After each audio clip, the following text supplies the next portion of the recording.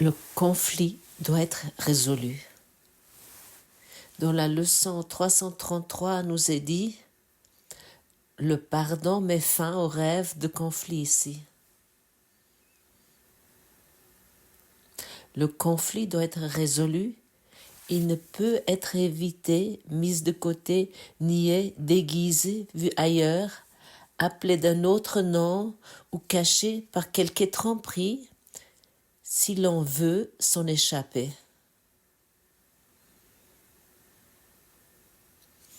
Il doit être vu exactement tel qu'il est, là où l'on pense qu'il est, dans la réalité qui lui a été donnée et avec le but que l'Esprit lui a accordé. Car alors seulement ses défenses sont levées et la vérité peut luire sur lui tandis qu'il disparaît.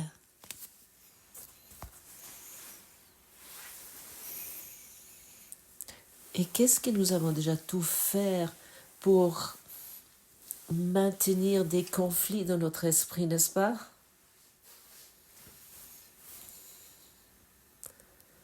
Et la plupart du temps, nous ne le savons même pas que nous faisons cela. Nous le faisons inconsciemment.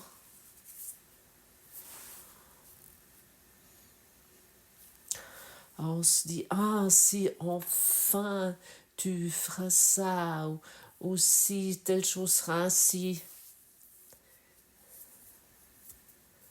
Et si à l'époque tu n'aurais pas fait cette erreur, si tu m'aurais pas trompé, si tu m'aurais pas trahi, si tu m'aurais pas menti, ça sont des conflits dans notre esprit qui doivent être résolus, qui doivent être délivrés de notre esprit. Il ne s'agit jamais de la situation, jamais. Et combien de fois croyons-nous qu'il s'agit de la situation qui nous accusons, par exemple, notre partenaire de vie, notre conjoint, et que nous ne pouvons pas trouver de la paix à cause de cette situation, que nous sommes dans le malheur, nous sommes malheureux. Oui, nous sommes totalement désespérés. Mais autant que nous pratiquons cela, tu peux rester toute ta vie en conflit. Et cette leçon aujourd'hui est tellement précieuse parce que ce bypass, ce dérivation spirituelle qui dit « Ah oui, je crois à l'amour, je crois à Dieu, ah, puis l'éveil va arriver prochainement et puis tout est merveilleux. » Mais autant que le conflit n'est pas résolu dans ton esprit, que tu accuses encore quelqu'un d'autre,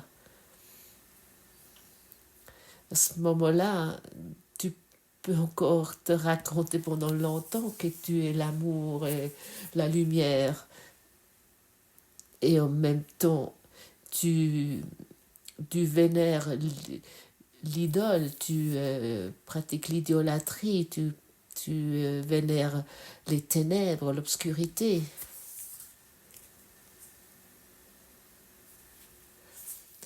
Et ça sont ces bypass, je ne sais pas si on dit ça comme ça en français, ces dérivations spirituelles.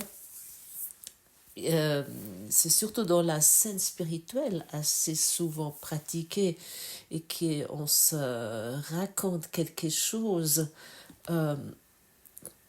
pour pas devoir regarder ses propres ténèbres, des propres accusations, ses propres doutes,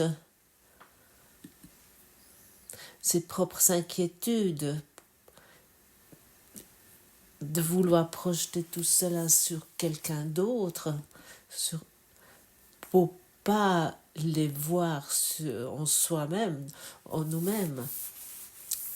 J'aimerais encore une fois te rappeler, peut-être tu aimerais te noter celle-là quelque part, pour que tu ne l'oublies plus jamais. jusque tu l'as totalement compris. Le monde avec tous ses protagonistes est totalement neutre. Oh là! Cette énoncé devrait créer un ébranlement en toi.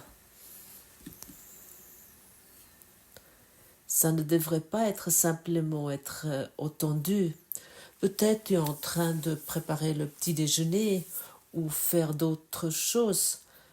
Et puis, peut-être en même temps, tu lis encore un autre article ou de faire des choses similaires.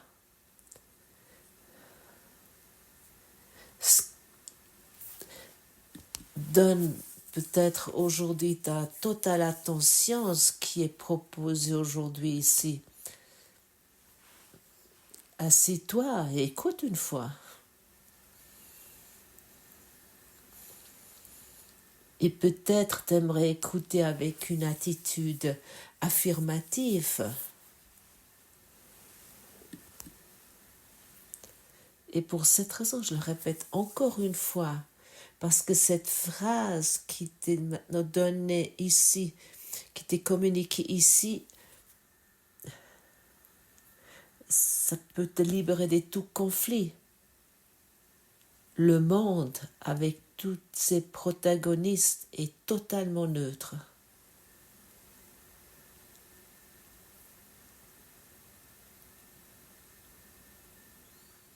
Seulement toi projette ton histoire non résolue sur le monde. Tu le projettes sur ton conjoint, sur ton partenaire, sur tes enfants, sur tes parents, sur tes grands-parents, sur tes ancêtres, sur l'avenir, peu importe ce qui se démontre à l'instant. Est-ce que ce n'est pas merveilleux de savoir cela? Et cela veut dire que nous sommes invités de prendre la responsabilité. Si nous prenons pas la responsabilité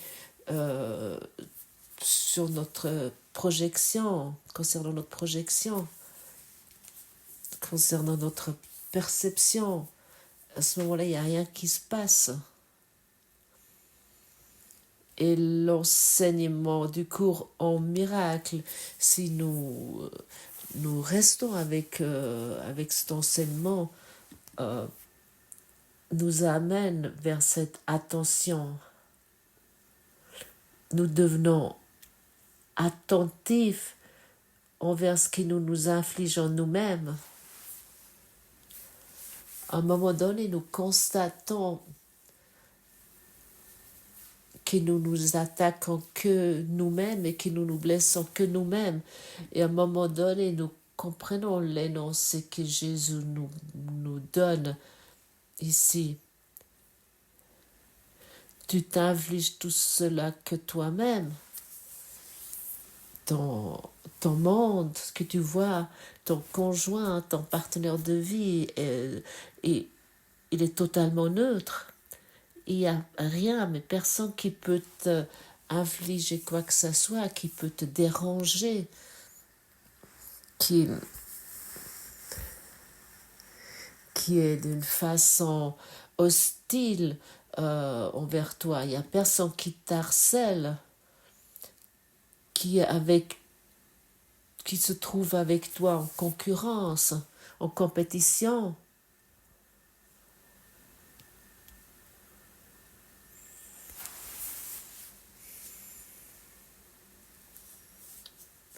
Mais si tu expérimentes cela, ça n'a rien à voir avec le monde, mais seulement avec toi, exclusivement avec toi et personne d'autre. Et c'est ici la clé. La clé se trouve ici parce que maintenant nous pouvons pardonner. Et que le pardon nous délivre de tout conflit, met fin à tout conflit. Et comme nous avons entendu ici, le conflit doit être résolu. Et ça, tu sais très bien. Et combien d'années, combien de décennies, combien de centaines d'années, combien de milliers d'années tu as déjà passé de voir ce conflit à l'extérieur.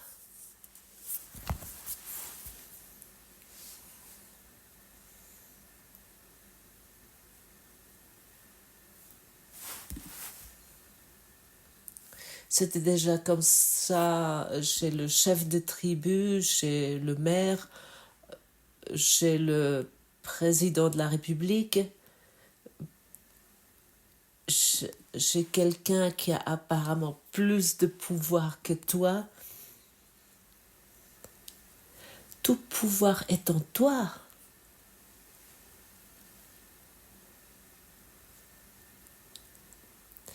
Et tu es venu ici de délivrer le monde de tes projections. Tu as apporté le monde avec toi ici et tu le vois tel que tu veux le voir. Moi, je ne peux pas le voir tel que toi tu le vois. Tu le vois exactement de la façon qu'elle est adaptée sur mesure à toi pour voir le chemin de la délivrance, pour emprunter ce chemin de salut. Et chaque événement qui se montre ici se montre uniquement parce que cet événement est prêt. Tu es prêt qu'il soit guéri dans ton esprit. Et là, nous sommes au point crucial. Tu es venu ici pour guérir. N'est-ce pas? Oui, c'est vrai. Je suis venu ici pour guérir. C'est une évidence. Et les protagonistes qui apparaissent ici me soutiennent ici parce qu'ils me démontrent mes conflits non résolus, mon dogmatisme, mon vouloir avoir raison, mes croyances à telle et telle chose autre. Et si toi, tu es venu ici pour guérir ton partenaire de vie, ton monde, ton voisin, tes enfants, tes parents sont venus ici pour guérir. Et maintenant, maintenant, il y a la question qui est là. Est-ce que toi, tu les soutiens dans leur chemin de guérison? Est-ce que tu les soutiens dans cela? Si tu les soutiens dans leur chemin de guérison, tu vas guérir.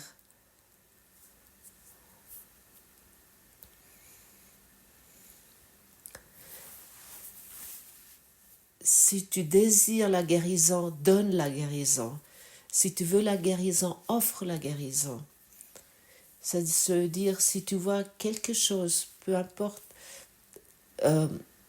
qui te agace, qui te interpelle, qui déclenche quelque chose en toi, si tu vois quelque chose, profite de cette formulation. Guéris cela dans mon esprit. Saint-Esprit, guéris cela dans mon esprit. Si tu vois, par exemple, une maladie, ne sois plus tenté de réagir tel que l'ego le fait, qui dit « Oh, heureusement, j'ai pas cette maladie ». Ça, c'est une façon très médiocre de regarder sur ce monde, mais tu vas constater chez toi qu'il y a ces pensées qui apparaissent. Oh, heureusement, je vais mieux et j'ai pas cette maladie. Saint-Esprit, guéris le cancer que je perçois ici dans mon esprit. Et comme déjà formulé souvent ici, pourquoi tu peux percevoir quelque chose si le monde est neutre? Uniquement parce que c'est dans ton esprit. Alors ne poursuis plus le plan de l'ego qui dit « Heureusement, moi je vais mieux, je suis encore en bonne santé », mais par contre, utilise chaque possibilité, chaque opportunité de, de guérir le monde dans son désir de guérison, de soutien le monde dans son désir de guérison. Ton partenaire de vie, ton conjoint va être guéri comme toi aussi.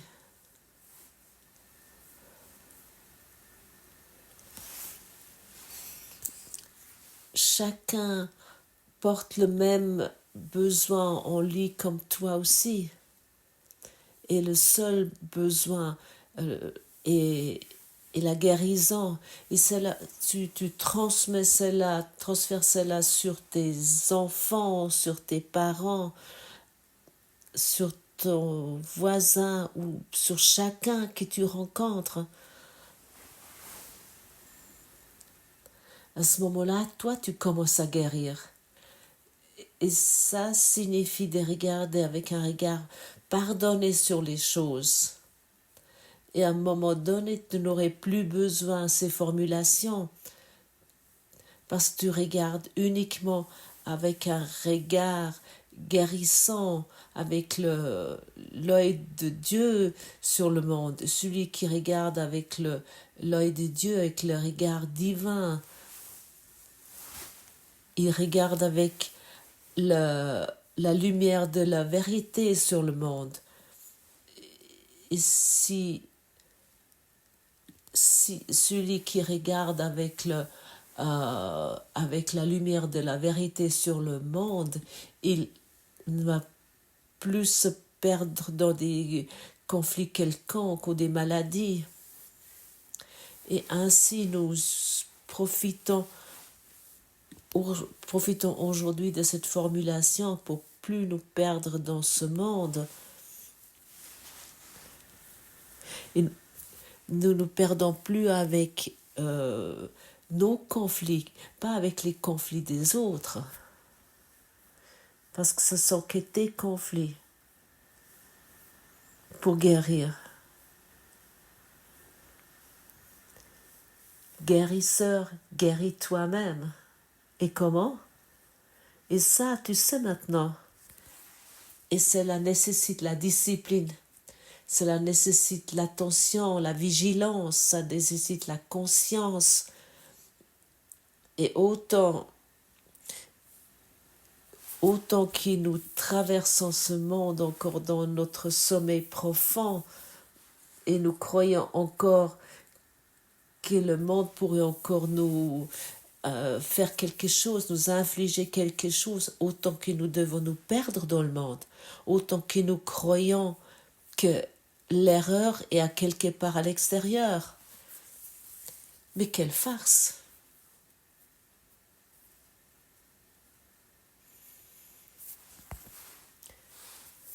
Tout est arrangé parfaitement pour toi dans la situation où tu te trouves. Reconnais les signes qui se démontrent.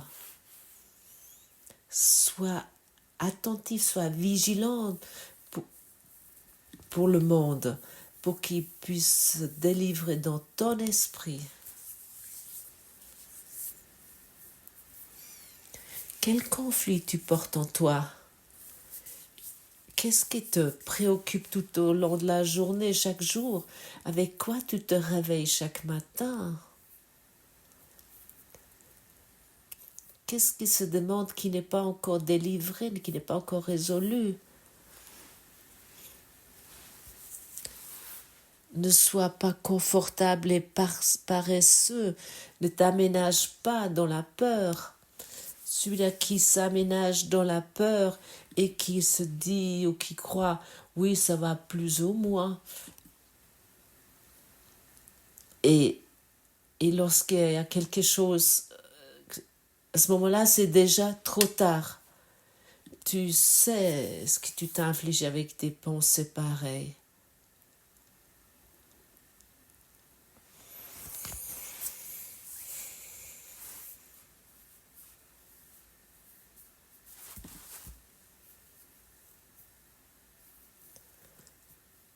Et si tu n'utilises pas l'opportunité qui se présente maintenant, elle va se nouveau montrer.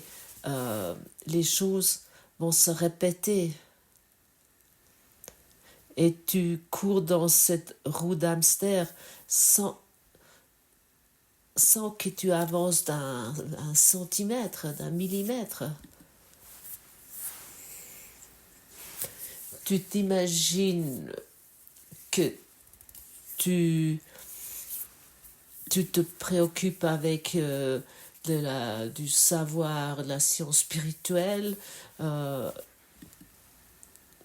mais tu n'avances pas d'un iota autant que le conflit en toi n'est pas résolu. Il doit être résolu. Et ça signifie que nous prenons la responsabilité du conflit dans notre esprit. Nous devons reprendre cette responsabilité parce que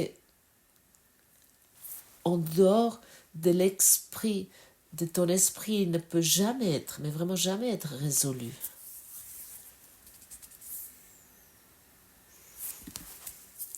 Pour cette raison, nous devons être prêts de regarder toutes nos projections.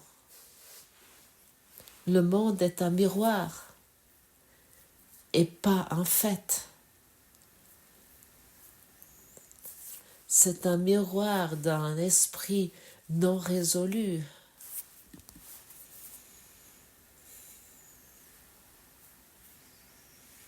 Et combien de fois, si tu es déjà depuis le début de l'année ici, tu es déjà ici présent depuis le début de l'année, combien de fois tu as déjà entendu cela? Et tu l'as également entendu l'année passée, et l'année précédente aussi, et l'année avant encore aussi. Tu l'entends encore et encore, et tu peux peut-être observer chez toi à quel point tu es rapidement prêt d'attaquer le miroir de ton esprit, le reflet de ton esprit. Est-ce que tu le constates chez toi? Moi, je le constate très clairement chez moi. Comme régulièrement, il y a quelque chose qui aimerait se montrer. Et si je ne suis pas vigilante, si je ne suis pas attentive, je crois que j'ai raison avec mes pensées sur telle et telle chose. Et je me blesse chaque fois. Je m'attaque moi-même chaque fois. Et pourquoi? Parce que je rends la séparation réelle. Il y a une chose, peu importe ce que c'est, un événement ou une autre personne qui peut me blesser, qui peut me interpeller, qui peut m'attaquer. Oui, qui fait des choses qui apparemment ne semblent pas être bien pour moi, qui me font pas du bien. Et cette séparation, c'est qui approuve cette séparation?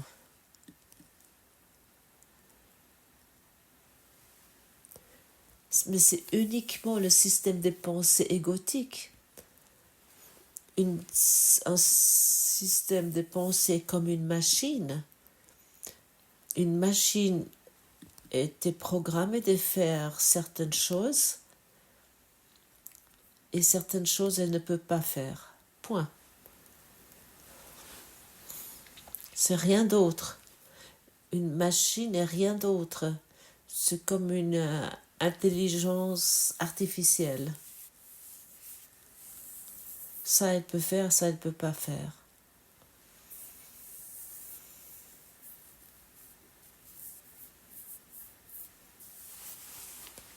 La mécanique humaine, une machine humaine, et nous nous sommes dégradés à cela. Si nous voulons encore suivre ce système des pensées, on appuie sur une certaine touche et un certain fluide électrique se met en marche et un certain mécanisme se met en route. C'est tout. Et ensuite, nous utilisons nos courants de pensée pour rendre réelle la séparation. Et voilà. Et personne, et jamais, a été trouvé ce que tu veux véritablement. C'est que la guérison. Dans la séparation, tu ne peux jamais guérir. Dans la séparation, tu ne peux jamais être heureux ou trouver quelque chose qui te laisse épanouir, qui te laisse éclore. C'est impossible. Tu vas à nouveau réincarner et tu vas ramener le monde comme tu l'as quitté. Les protagonistes semblent avoir une autre forme, mais le contenu est toujours le même. Et ces mots devraient te réveiller, devraient te secouer. Ils devraient t'amener vers une clarté, vers une lucidité. Ils devraient te faire que tu t'arrêtes, que tu te dis « Hey, halte, stop, maintenant ça suffit. Ça, je ne veux plus. »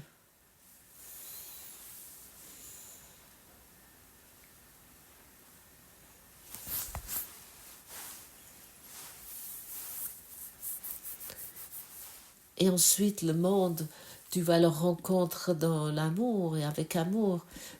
Partout où tu es, l'amour, tu vas rencontrer l'amour. Le monde va t'accueillir dans l'amour. La machine humaine va terminer ses actions solitaires, ses agissements solitaires à quelque part loin dans une halle d'usine, dans cet univers. Et il se éveille en tant que le Christ qu'il est. Il se reconnaît lui-même dans la conscience de l'amour qui ne se termine jamais et qui n'a jamais eu un début. Il se reconnaît dans son intemporel, dans son existence intemporelle et dans sa vérité, dans sa beauté et dans sa force et dans son pouvoir qui est en lui. Et tu vois, encore une fois, ce rappel, la décision est chez toi. Le pouvoir de décision est le tien. Et tu as dans chaque instant la possibilité de t'éveiller ou de te faner. Ça signifie soit suivre le plan de l'ego et comme une fleur qui commence à s'éclore en printemps et qui fane en automne. Alors elle meurt. Et pourquoi nous devons encore croire à un système de pensée qui nous amène inévitablement vers la mort? Pour moi, ça n'a plus de sens. Si je suis si je suis cette présence de Dieu éternel et infini, comme toi aussi. Et j'aimerais cette présence de Dieu éternel, j'aimerais la reconnaître en toi. Et comme déjà mentionné il n'y a pas longtemps, si je reconnais cette présence de Dieu seulement dans une personne, si je délivre qu'une sœur, un frère ici, et je vois sa pureté et son innocence, à ce moment-là, je vais la reconnaître en moi. Et ça, c'est la formule simple du salut.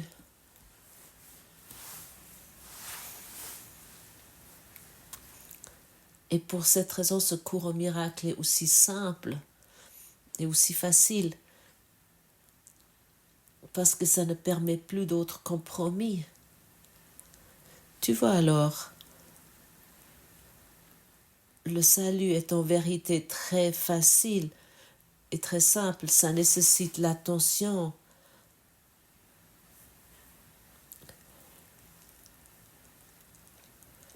avec lequel la lumière de l'amour commence à poindre dans ton esprit.